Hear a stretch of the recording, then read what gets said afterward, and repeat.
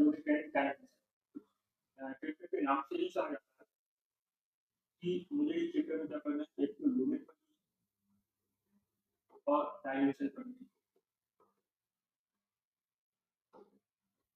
Unit किसकी और dimension किसकी, तो अपन बात करेंगे कि फिजिकल क्वांटिटी यूनिट निकालते हैं, फिजिकल क्वांटिटी की यूनिट निकालेंगे और फिजिकल क्वांटिटी की क्या करेंगे, डायमेंशन। यहाँ पे क्या बात करें कि एक्चुअली में फिजिकल क्वांटिटी है, जिन क्वांटिटी को अपन मेजर करते हैं फिजिकल क्वांटिटी। यहाँ पे एक पॉइंट में लिख दूं, क्वांटिटी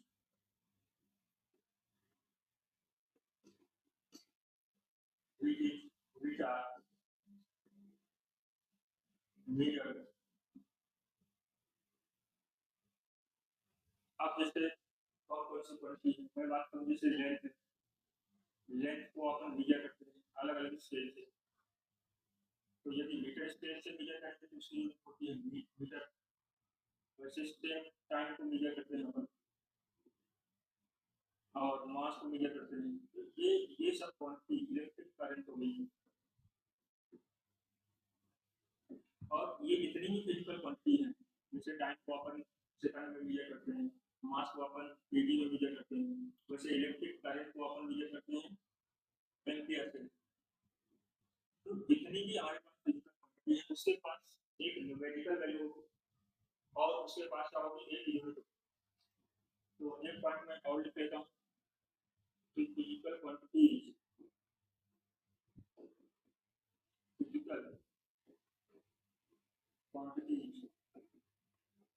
है न्यूमेरिकल मैग्नीट्यूड। मेरे पास एक न्यूमेरिकल नंबर होगा जिसको अपन बोलते हैं न्यूमेरिकल मैग्नीट्यूड एंड यूनिट। अब जैसे मान लो कि मुझे एक लेंथ मेजर करनी है, ये मेरे पास रॉड है, इस रॉड की लेंथ मेजर करना है, मान लेते हैं इसको अपन सेंटीमीटर स्केल से मेजर किया, ये निकल के आगे सपोज करो 4 सेंटीमीटर। यहाँ पे जो ये 4 है ये क्या है, एक न्यूमेरिकल मैग्नीट्यूड है, न्यूमेरिकल नंबर है। और ये जो 20 सेंटीमीटर ये क्या है, यूनिट है।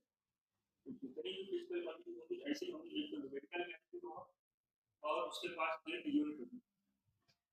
तो अब अपन आगे बात करते हैं फिजिकल क्वांटिटी कितने टाइप की। तो यहाँ पे फिजिकल क्वांटिटी की बात करते हैं, फिजिकल क्वांटिटी बेसिकली दो टाइप की है फिजिकल क्वांटिटी। एक जो होती है, एक को हम बोलते हैं फंडामेंटल फिजिकल क्वांटिटी, फंडामेंटल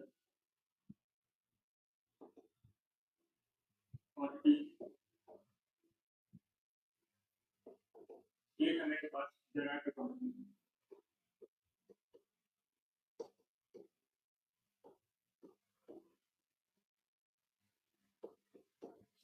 अब फंडामेंटल क्वांटिटी कितनी है मेरे पास, 7 फंडामेंटल क्वांटिटी है। ये फंडामेंटल क्वांटिटी से आप क्या मैग्नेट करेक्ट करते हैं।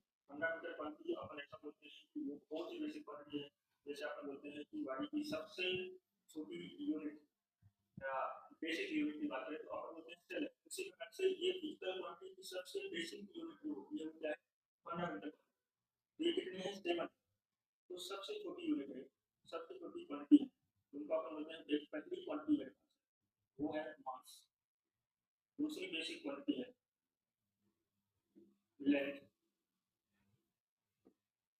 एक तीसरी है टाइम, चौथी फिजिकल क्वांटिटी जिसको अपन फंडामेंटल बोलते हैं, इसको बेसिक क्वांटिटी के नाम से टेम्परेचर। तो इसके बाद फिर यहाँ पे इलेक्ट्रिक करंट,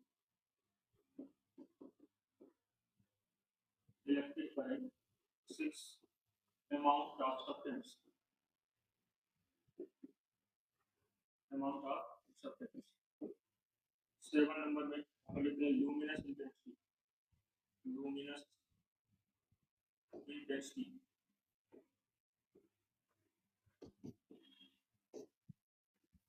जिस मैंने फंडामेंटल क्वांटिटी की बात की है तो ये फंडामेंटल क्वांटिटी की यूनिट भी होगी। ये जो फंडामेंटल क्वांटिटी की यूनिट होती है उनको अपन बोलते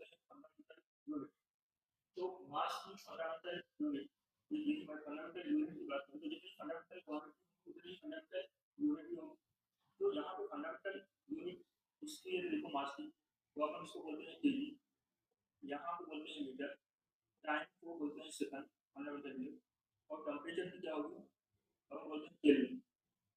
और यहाँ पे इलेक्ट्रिक करंट में एम्पियर, और अमाउंट ऑफ सब्सटेंस को अपन बोलते हैं मोल, फिर अपन बोलते हैं ल्यूमिनस इंटेंसिटी कैंडेला सीडी। ये 7 फंडामेंटल क्वांटिटी है, और इन्हीं फंडामेंटल क्वांटिटी की सेवन क्या है, बेसिक यूनिट है, इनको आप बोलते हैं फंडामेंटल यूनिट। फंडामेंटल क्वांटिटी की फंडामेंटल यूनिट आपको लिखी है। अब अपन देखते हैं डेराइव्ड क्वांटिटी क्या है। अब ये डेराइव्ड क्वांटिटी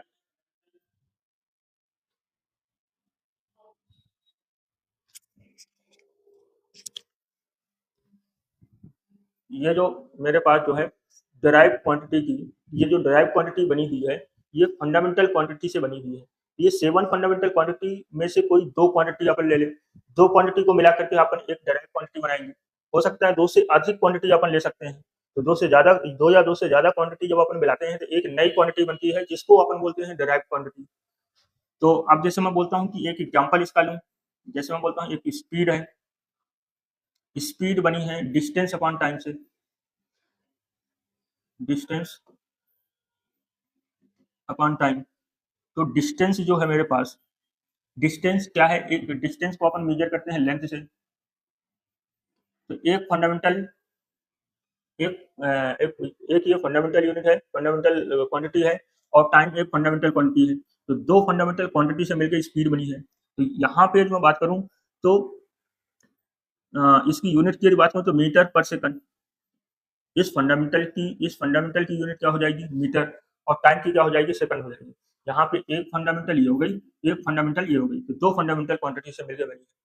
वैसे सेम यदि बात करूँ वेलोसिटी की, तो वेलोसिटी में सेम है।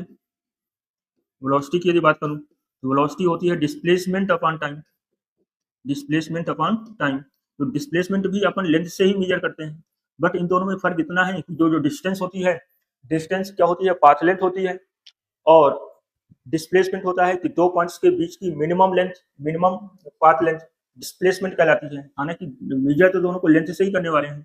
ये भी एक फंडामेंटल है, एक ये भी फंडामेंटल है, ये भी 2 फंडामेंटल क्वांटिटी से बनी है। ऐसे अपन लिखते हैं मोमेंटम, ये मोमेंटम, तो मोमेंटम बना है मास इनटू वेलोसिटी से। तो एक फंडामेंटल मास खुद है, और वेलोसिटी में 2 फंडामेंटल है, ऐसे 3 फंडामेंटल क्वांटिटी से मिलकर बनी हुई है। तो वही मैं बोलना चाह रहा हूँ कि जितनी जितनी फंडामेंटल क्वांटिटी है, इन फंडामेंटल क्वांटिटी से मिलकर अपन डेराइव बनाएंगे। तो 2 या 2 से अधिक फंडामेंटल क्वांटिटी जब मिलती हैं, तो एक जो नई क्वांटिटी बनती है उसको अपन बोलते हैं क्या, डेराइव क्वांटिटी। यहाँ तक क्लियर हुआ।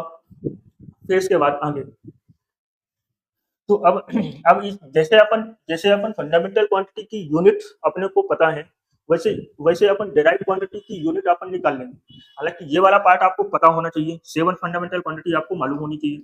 इसके बाद इनकी यूनिट भी पता होनी चाहिए। इसके बाद जो डेराइव्ड क्वांटिटी है, इसको याद करने की मुझे जरूरत नहीं पड़ती है, मैं यहाँ से कैलकुलेट कर लूंगा। कैसे निकालते हैं वो अभी अपन सीखने वाले हैं। तो अब अपन बात करते हैं, अब साथ में मैं डायमेंशन की बात कर लेता हूँ, साथ में मैं डायमेंशन की भी बात कर लेता हूँ। डायमेंशन ऑफ फंडामेंटल क्वांटिटी, क्योंकि मैं फंडामेंटल की बात करता हूँ, फिर इसके बाद तो डेराइव की अपन निकाल लेंगे। तो डायमेंशन ऑफ फंडामेंटल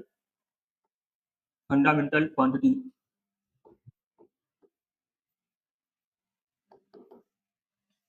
पहली फंडामेंटल लिखे थे अपन मास,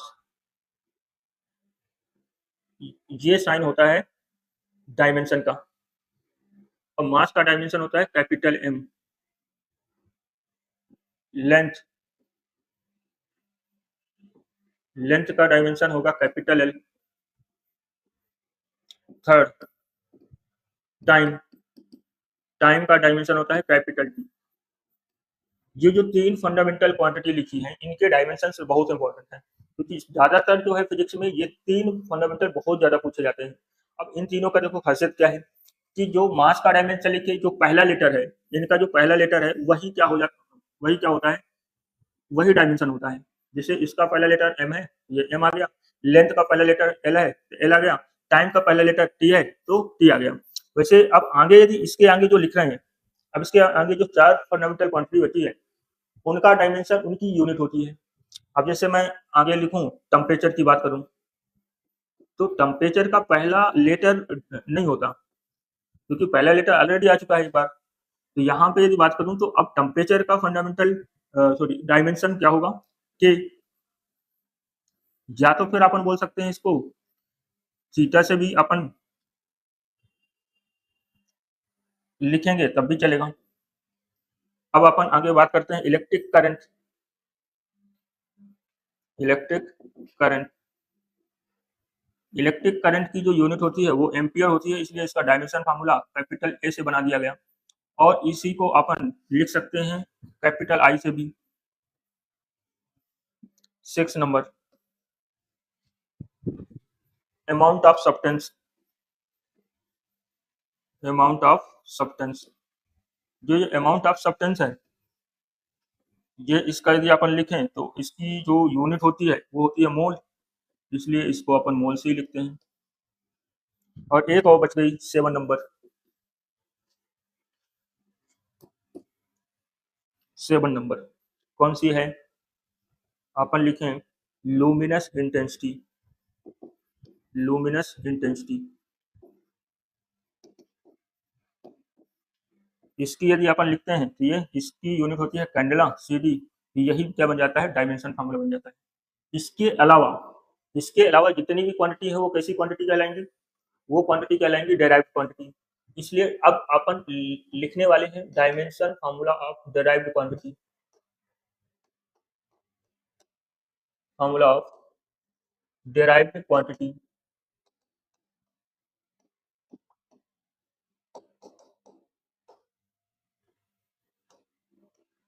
अब देखो, अब अपन स्टार्ट करते हैं। एक ले लेते हैं, मान लो स्पीड ले लिया।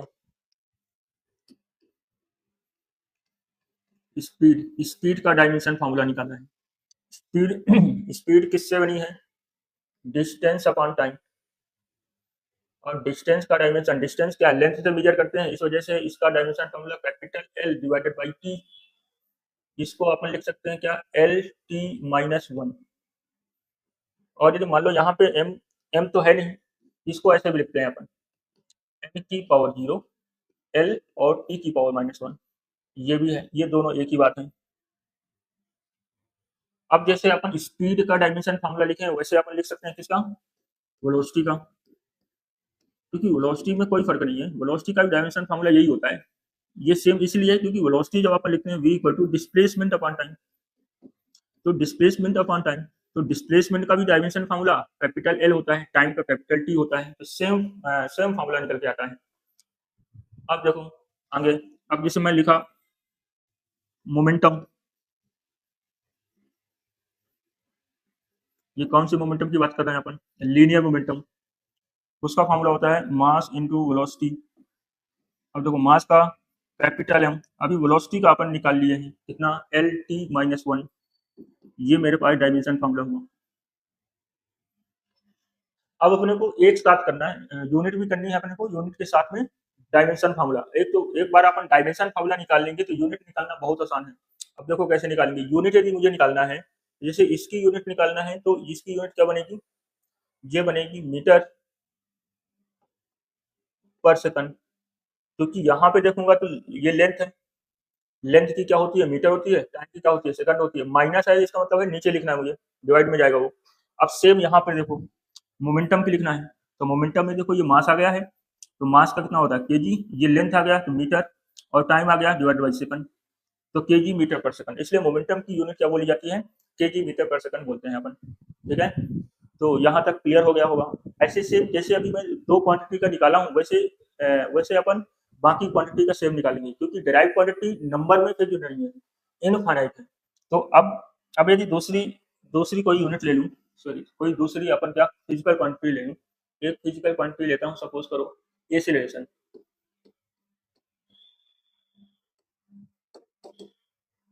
जब तक आप ट्राई करो, एक तो ये वाला ट्राई करो एसिलेशन का, और करते हैं फोर्स।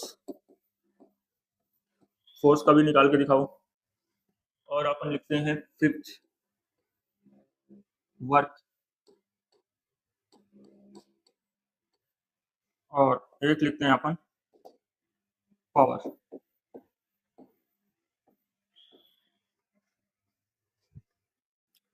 तो एक्सीलरेशन का देखो फॉर्मूला, एक्सीलरेशन का फॉर्मूला है डेल्टा v बाई टी। तो वेलोसिटी का डायमेंशन जो लिखेंगे वो लिखा जाएगा एल टी माइनस 1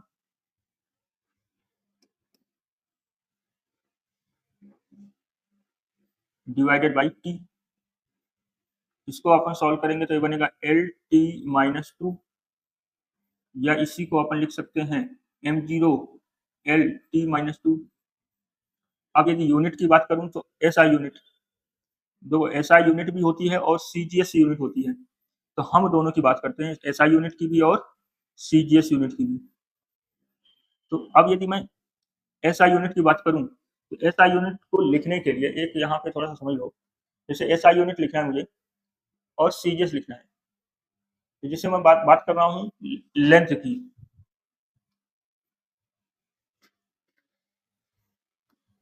मैं यदि बात कर रहा हूँ लेंथ की, तो लेंथ एसआई यूनिट में क्या लिखी जाती है, इसी को अपन बोलेंगे क्या एमकेएस सिस्टम, एमकेएस सिस्टम में। तो लेंथ को लिखा जाएगा मीटर में और सीजीएस यूनिट में क्या लिखा जाएगा सेंटीमीटर।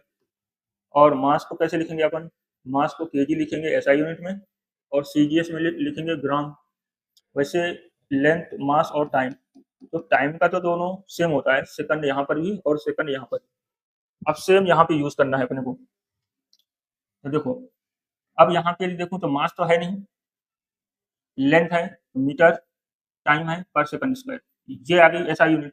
सीजीएस यूनिट में लिखूंगा तो मीटर को कन्वर्ट कर दो सेंटीमीटर में और सेकंड में रहेगा। ये मेरे पास आ गई सीजीएस यूनिट। फोर्स का लिखेंगे तो फोर्स का फॉर्मूला क्या होता है, मास इंटू एक्सीलरेशन। मास की फंडामेंटल, मास फंडामेंटल है, उसका जो है डायमेंशन होता है कैपिटल एम। एक्सीलरेशन का कितना, अभी अपन एक्सीलरेशन का लिखे हैं, एक्सीलरेशन का कितना निकल के आया है एल टी माइनस 2। मेरे पास जो डायमेंशन फार्मूला बन गया एम एल टी माइनस 2। अब इसकी यूनिट की बात करूं, एसआई यूनिट की बात कर लेते हैं अपन। एसआई यूनिट, मास को लिखेंगे अपन केजी, लेंथ को लिखेंगे मीटर पर सेकंड स्क्वायर। अब यहाँ पे अपन देखते हैं कि एक्चुअली में जो एसआई यूनिट होती है, एसआई यूनिट एक नहीं होती। जैसे यहाँ पे मैं फोर्स की एसआई यूनिट लिखा तो ये भी होती है, और इसी को अपन बोलते हैं न्यूटन, कैपिटल एन से लिखते हैं। तो मेरे पास फोर्स की एसआई यूनिट कितनी लिख लिया अपन, दो लिख लिए। एक होती है केजी मीटर पर सेकंड स्क्वायर और एक यूनिट होती है मेरे पास न्यूटन। और ये दोनों एसआई यूनिट है। यदि दोनों ऑप्शन में होंगे तो दोनों करेक्ट होंगे, या हो सकता है इनमें से कोई एक एसआई यूनिट पूछ रही थी, बताओ कि फोर्स की एसआई यूनिट क्या है। तो केजी मीटर पर सेकंड भी सही है, सॉरी केजी मीटर पर सेकंड स्क्वायर या तो फिर न्यूटन।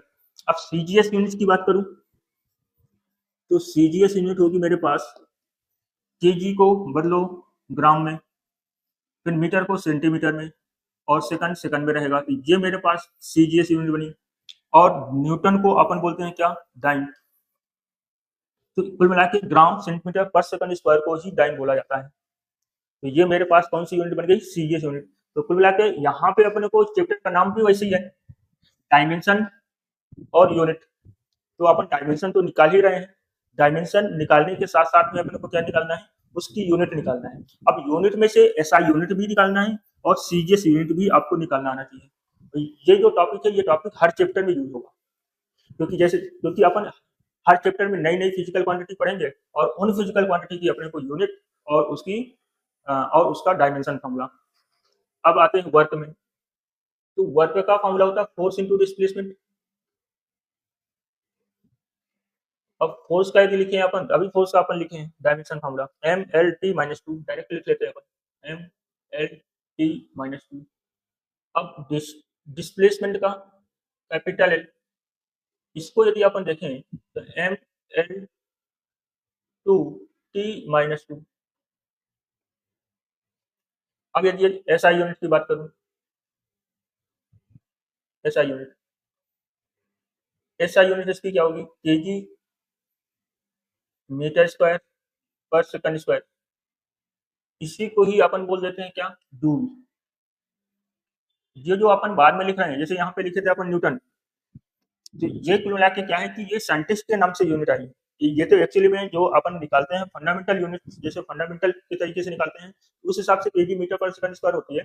लेकिन यहाँ पे जो ये न्यूटन आया है ये एक साइंटिस्ट का नाम है, क्योंकि अब उसका नाम इसलिए आया क्योंकि कहीं ना कहीं जो है फोर्स के बारे में न्यूटन ने बताया था, इसलिए अपने नाम पे यूनिट रख दी गई है।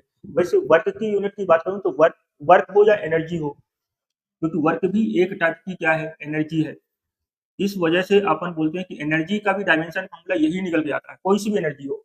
आप काइनेटिक एनर्जी की बात करो या पोटेंशियल एनर्जी की बात करो, या पोटेंशियल एनर्जी में चाहे स्प्रिंग पोटेंशियल एनर्जी बोलो या ग्रेविटेशनल पोटेंशियल एनर्जी बोलो, तो कोई सी भी एनर्जी हो, एनर्जी का डायमेंशन फॉर्मूला यही निकल के आएगा, एम एल की पावर 2 टी माइनस 2। और एस आई यूनिट क्या निकल के आएगी, केजी मीटर स्क्वायर पर सेकंड स्क्वायर। और इसी को अपन बोलेंगे जूल, क्योंकि ये जूल क्या है, ये जूल जो है साइंटिस्ट का नाम हो गया। अब यहाँ पे सीजीएस यूनिट की भी बात कर लेते हैं। सीजीएस यूनिट, अब सीजीएस यूनिट लिखूंगा तो केजी को ग्राम में बदल दो, मीटर को सेंटीमीटर में बदल दो, और पर सेकंड स्क्वायर, इसी को अपन बोलते हैं क्या, अर्ग। यहां तक क्लियर हो गया। अब अपन बात करते हैं पावर की। पावर होता है वर्क अपॉन टाइम या energy upon time, work upon time. Work की बात करें तो वर्क जो है फोर्स इनटू डिस्प्लेसमेंट, इसका तो डायमेंशन अपन निकाल ली, इसको अपन ऐसे भी लिख लो, वर्क का डायमेंशन निकाल लो डिवाइडेड बाई टाइम का डायमेंशन निकाल लो। तो वर्क का डायमेंशन जो निकल के आता है वो निकल के आता है एम एल की पावर 2 टी की पावर माइनस 2, ये आया वर्क का डायमेंशन। ऐसे सेम टाइम का कितना, कैपिटल टी। अब कैपिटल टी है तो ये ऊपर जाएगा तो एक पावर -1 और हो जाएगी। तो मेरे पास जो इसका डायमेंशन फॉर्मूला बना वो बना एम एल की पावर 2 टी की पावर -3। ठीक है, अब देखते हैं अपन। तो यहाँ से एसआई यूनिट, मैं एसआई यूनिट की बात कर रहा हूँ, एसआई यूनिट बनेगी यहाँ से केजी, लेंथ है तो मीटर स्क्वायर पर सेकंड की पावर 3। अब एक तो यूनिट अपने आप में ये हो गई एसआई यूनिट, एक एसआई यूनिट यहाँ से भी निकाल सकते हैं, ये वर्क की एसआई यूनिट जूल होती है डिवाइडेड बाई सेकंड, और इसी को ही अपन क्या बोलते हैं, वाट बोलते हैं। ये भी यूनिट है, तो एसआई यूनिट कितनी मैंने लिख दिया, 3 लिख दिया। एक तो केजी मीटर स्क्वायर पर सेकंड क्यूब, और दूसरी लिखा जूल पर सेकंड, एक जो तीसरी है वो लिखा वाट। अब ऐसे ही सेम अपन कर सकते हैं क्या, जैसे अपन एसआई यूनिट लिखे हैं, इसी की सीजीएस यूनिट भी लिख सकते हैं। सीजीएस यूनिट, सीजीएस यूनिट क्या बनेगी, अब यदि मैं यहां से देखूं तो केजी है तो ग्राम होगी, मीटर है तो सेंटीमीटर स्क्वायर बन गई, पर सेकंड की पावर 3, एक तो ये हो गई। एक और सीजीएस लिखते हैं अपन, यहां से यदि देखूं तो इस हिसाब से होना चाहिए, जूल का क्या बनता है, अर्ग डिवाइडेड बाई सेकंड, ये भी है मेरे पास। तो ऐसा नहीं है कि एसआई यूनिट एक ही होती है, एसआई यूनिट एक से ज्यादा हो सकती है, बट अपने को मालूम होना चाहिए कि मतलब कि एसआई यूनिट निकालते कैसे हैं। ऐसे और आगे बढ़ाते हैं अपन, जैसे अपन वर्क, पावर, और थोड़ा सा अपन चलते हैं, एक क्वांटिटी और लिखते हैं, जैसे चार्ज की बात करें, क्यू, चार्ज लिख लेते हैं।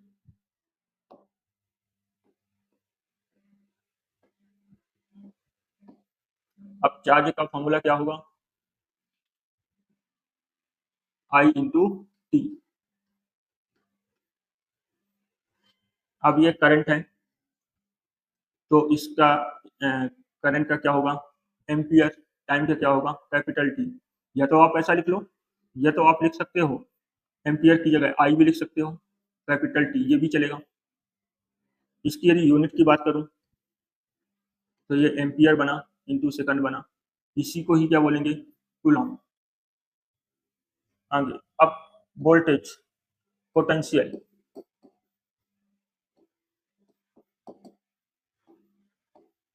पोटेंशियल का फॉर्मूला लिखते हैं अपन, वर्क अपॉन चार्ज।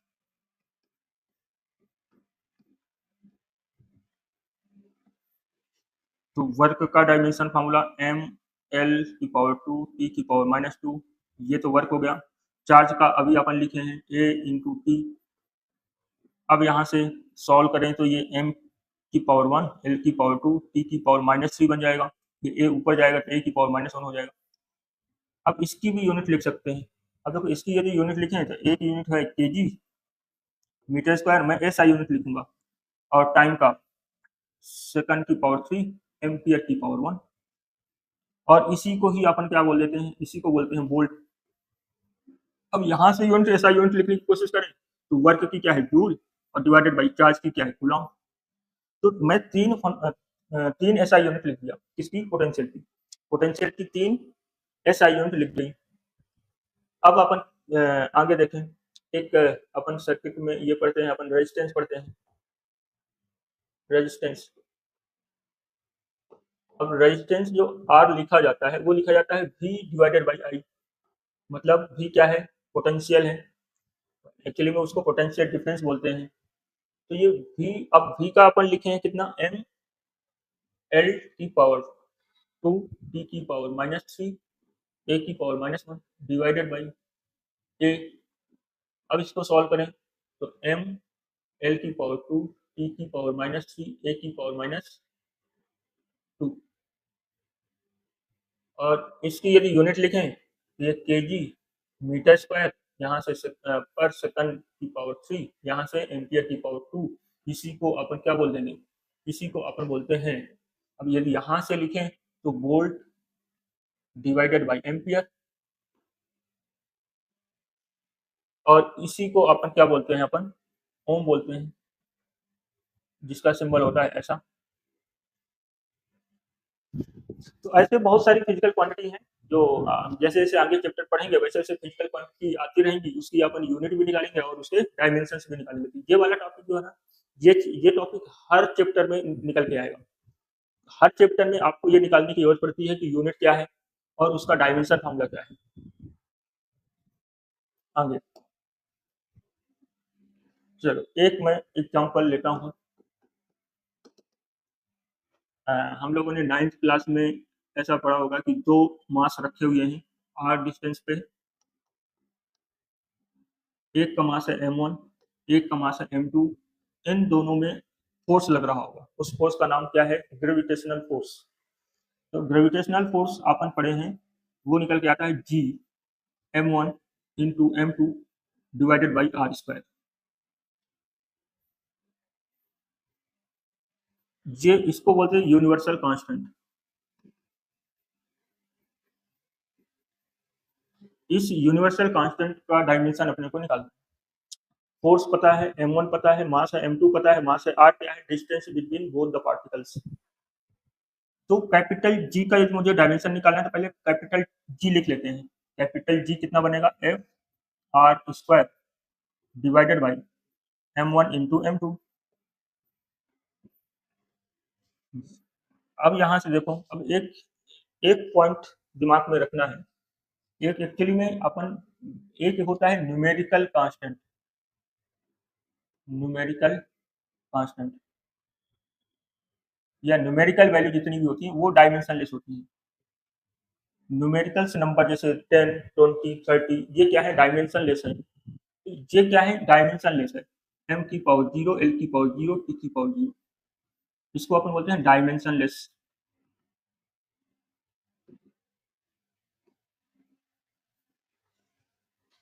अब अब जैसे कोई कांस्टेंट है, अब ये g क्या है, कांस्टेंट है ये। अब ये जो कांस्टेंट है इसका डायमेंशन होगा कुछ, इसका डायमेंशन क्या होगा, कैपिटल G की यदि डायमेंशन निकालूं तो फोर्स का डायमेंशन है m l t -2, ये फोर्स का डायमेंशन है, और r का डायमेंशन, r क्या है, लेंथ है मेरी, तो कैपिटल L की पावर 2 डिवाइडेड बाई ये मास है, तो कैपिटल M दो बार लिखा है, पावर 2 लगा देते हैं अपन। अब इसको सॉल्व करें तो एक m यहाँ से कैंसिल कर लो, एक m बचा, तो कैपिटल G का डायमेंशन देखें तो अब देखो यहाँ से ये m ऊपर जाएगा तो पावर कितनी हो जाएगी, m की पावर -1। अब यहाँ पे l की पावर कितना, ये 1 है, ये 2 है, तो कितनी बन गई, l की पावर 3 बन गई। अब t की पावर -2 ये है मेरे पास। अब इसकी यूनिट अपन लिख सकते हैं, इसकी यूनिट की यदि बात करूं, ऐसा यूनिट, तो ये metre cube divided by KG, ये क्या हो जाएगा, सेकंड स्क्वायर।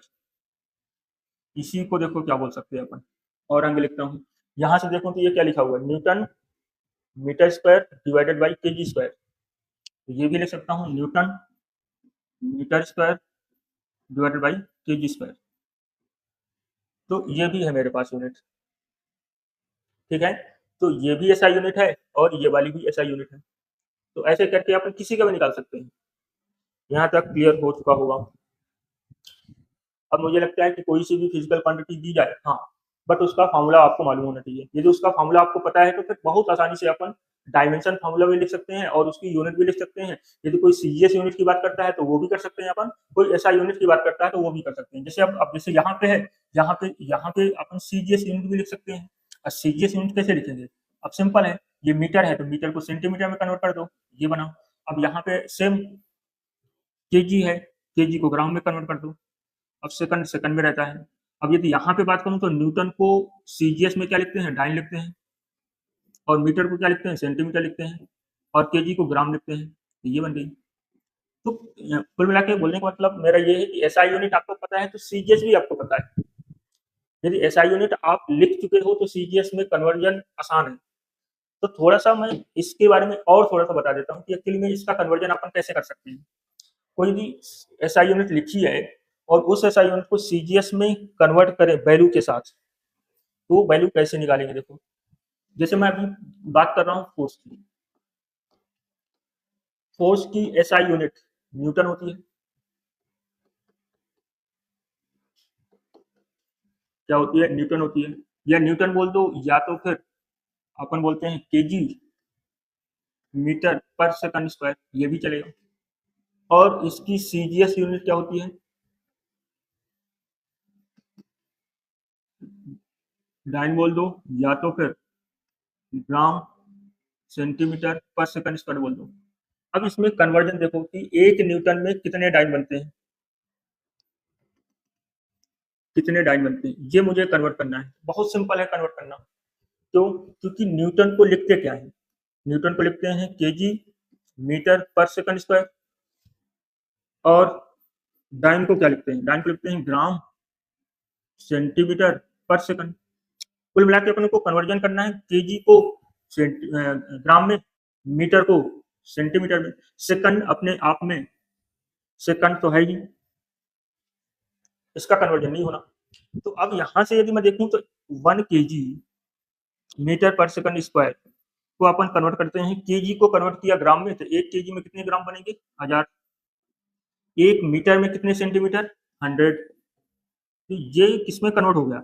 ग्राम में, और मीटर को सेंटीमीटर में कर दिया, और सेकंड तो अपने आप में है ही। तो यहां से सॉल्व किया तो ये बना 10 की पावर कितना? 5। ये बना ग्राम सेंटीमीटर पर सेकंड स्क्वायर। ये 1 kg मीटर पर सेकंड स्क्वायर। और इसको अपन बोलते हैं न्यूटन। तो 1 न्यूटन इक्वल टू 10 की पावर 5, इसको बोलते हैं अपन डाइन। तो सिंपल है कि 1 न्यूटन में कितने डाइन बनते हैं? 10 की पावर 5। अभी अभी अपन एक और पढ़े, कौन सी? वर्क पढ़े, एनर्जी पढ़े। एनर्जी, एनर्जी की देखो, एनर्जी की जो यूनिट है ऐसा यूनिट, ऐसा यूनिट वो अपन पढ़ लिए हैं क्या? जूल। और जूल को अपन और भी लिखे थे कुछ, क्या लिखे थे अपन? केजी मीटर स्क्वायर पर सेकंड स्क्वायर, ये भी चलेगा। और सीजीएस यूनिट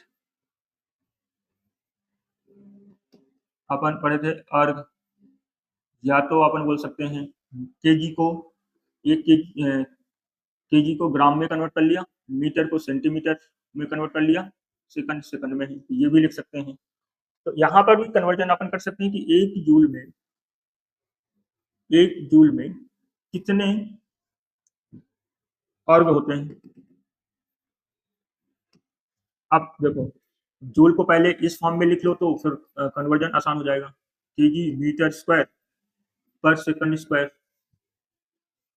और इसको अर्ग को लिख लेते हैं ग्राम सेंटीमीटर स्क्वायर पर सेकंड स्क्वायर। अब देखो यहाँ पर भी सेम है, केजी को कन्वर्ट करना है ग्राम में, मीटर को कन्वर्ट करना है सेंटीमीटर में, और सेकंड अपने आप में सेकंड है। तो 1 kg में कितने ग्राम बनेंगे? 1 kg में बनेंगे 10 की पावर, मैं यहाँ पे लिख लेता हूँ केजी मीटर स्क्वायर पर सेकंड स्क्वायर। तो 1 kg में 1000 ग्राम, इंटू 1 मीटर में 100 सेंटीमीटर, इसकी पावर 2 है, पावर 2 लगा दिया, तो ये कन्वर्ट हो गया, ग्राम में कन्वर्ट हुआ, सेंटीमीटर स्क्वायर, सेकंड में तो कुछ कन्वर्जन था ही नहीं। इसको अपन बोलते हैं न्यूटन, सॉरी इसको बोलते हैं अपन जूल। ये 10 की पावर 3 है, इसको सॉल्व करोगे तो 10 की पावर 4 बनेगा। ये क्या लिखा हुआ है, ये लिखा हुआ है अर्ग, तो 1 जूल में कितने अर्ग हो जाएंगे, 10 की पावर 7। ये सिंपल है कन्वर्जन। तो ऐसे ही अपन जितनी भी यूनिट पढ़ेंगे, हर यूनिट का कन्वर्जन एक एसआई यूनिट से सीजीएस या सीजीएस यूनिट से एसआई यूनिट में आसानी से कन्वर्ट कर सकते हैं। तो ये कन्वर्जन बहुत आसान होते हैं। तो एक बार यदि ये समझ में आ गया तो बहुत आसानी से अपन कन्वर्ट कर सकते हैं। यहाँ तक क्लियर है क्या? तो ऐसे ही चैप्टर को अपन आगे बढ़ाएंगे। पहले तो अपने को यही डायमेंशन से यूनिट कैसे अपन लिखते हैं ये अपने को सीखना है, फिर इसके बाद एप्लीकेशन वाले पार्ट में जाएंगे। तो जो अगली क्लास होगी इसके आगे अपन बढ़ा लेंगे, ठीक है? तो इतना समझ आप लोगों को आया होगा, तो क्लास अपन एंड करते हैं। जय श्री कृष्णा।